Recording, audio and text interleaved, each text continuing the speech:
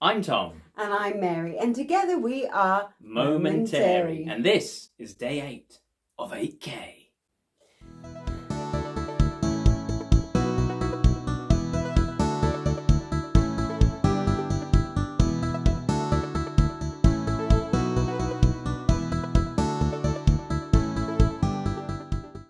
Good morning, good afternoon, good evening, and welcome to 8K today. Whatever time you're tuning in, I hope it's a good time for you. Let's talk about the Writers Guild of America strike, which began on May 2nd and is now in its 128th day. That's right. And am I right in saying this is not just writers, but actors too? That's correct, Tom. The American actors joined the strike on July 14th. So what's it all about then? Is it the same as the UK strikes of the Postal Service as well? To some extent, yes, the writers do want more money, but there's more to it than that. The rise in streaming companies like Netflix has ushered in a new business model. And this is the same of companies like Spotify, isn't Yes, it? they all work on the same principle. The users pay a small subscription fee and then have access to everything. And the actual artists with music on Spotify get virtually nothing, pennies. Precisely. And it's a similar situation for writers. The changes have led to fewer working hours, which means less pay and less job security. That's a real shame. We love a well-written TV series, don't we, Mary? We certainly do, Tom. But there aren't any being made at the moment, at least not in America. Does that mean that eventually we might run out of things worth watching? There's a strong possibility of that happening if the strike continues. The last strike in 2007 to 8 apparently led to the rise of reality TV. Well, there's a lot of people who love reality TV, aren't there? Yeah, but you know what they say, too much of anything can make you sick. How very true, they do say that. Did you know that the longest ever strike was in 1988 and lasted 154 days? That is a long one, but that strike was nothing to do with AI, which of course this one is, right? That's certainly part of it, Tom. The writers want the use of AI in the writing process to be limited. AI programs like ChatGPT, they're essentially plagiarism tools. They scrape the internet, stealing other people's work, people who are never compensated in any way. Exactly. And if AI is allowed to take over completely, then every job in the industry will disappear. Writers, actors, wardrobe, makeup, sound, lighting, all of them gone. That would surely have an impact on society. Yeah, exactly. Stand-up comedian, writer and TV personality Stephen K. Amos had something similar to say on the matter.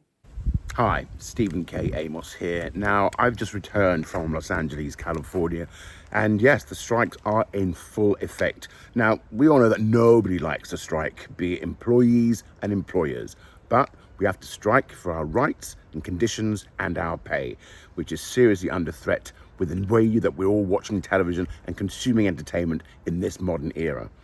Also, with the onset of the AI, it can be very, very damaging. Because I'll give you an example. I recently took part in a movie, and at the end of the movie, I was asked to be digitally photographed, which I said, yes, great. And it's only afterwards I thought, wow, I could actually be used, that image, in any part of that movie that I didn't actually agree to do. So this is the problem with AI. And also if you see like big crowd scenes, all those extras who are actually working and earning a wage and a living, those jobs are in jeopardy because they can just all be superimposed. So AI is unmetered and it could be dangerous territory. So in a nutshell, no one wants to strike, but we got to strike for our rights. Stephen K. Amos there, showing absolute support with the strike. And what a scary thought that we could be replaced by AI. We could be digitally photographed and people could even make momentary videos without us in it. Yes, it could make us say or do anything. Do you think it would be easier to work with AI than it is working with me, though? I mean, perhaps in some respects, but it would certainly be much less fun. Well, what about using AI for writing? Have you tried it, Mary? I've certainly experimented with ChatGPT, or Chatty as I call it. I've had some great fun using it. To be honest, I've been a bit disappointed in terms of creative writing. I personally don't think it's any substitute for a human writer. But who knows what AI will be like in 5 years' time? Some think that it's inevitable that studios will get rid of almost all writers, with most of the work instead being done by AI, with the human writer merely checking and editing the work. That paints a grim picture for the future of writers, and if there's no living to be made from writing, then surely this will have a knock-on effect on universities offering writing courses. From what I hear, though, universities are already struggling. Exactly, Tom. Exactly. Any predictions on how this strike will end then, Mary? Well, it's hard to say, Tom. It's been reported that the Alliance of Motion Picture and Television Producers has said that they will not negotiate until October at the earliest. And one studio executive has been quoted as saying that the end game is to allow things to drag on until union members start to lose their apartments and houses. Makes them sound like dreadful people. Yeah, true, it does. But this is a common tactic used by those in power as a way to force those under them into submission. Doesn't seem very fair to me, though, and you know how I feel about fairness, Mary. Yeah, something you're very passionate about, Tom. Well, it's fair enough, isn't it? Let's go over to British actor Jack Cross to hear what he has to say about the strike. So I am in full support of the writers and actors strike. I think that the impact that AI is going to have on the industry as a whole is a detrimental one. We've seen so many kind of examples of it popping up that I think are just going to take away all the theatricality of the industry. People train and work so hard to be in the position they're in, to be writers, to be actors, and it's a hard enough industry as it is. So the introduction of AI is going to take jobs away from people, it's going to take creativity away from projects, and I think that people are going to really notice the difference if that comes into place. In terms of the strike itself, it's so easily sorted. The sort of money that we're talking is like 0.0006, that's not a definite figure, but roughly, % of Disney's profits would cover what the actors and writers are asking for.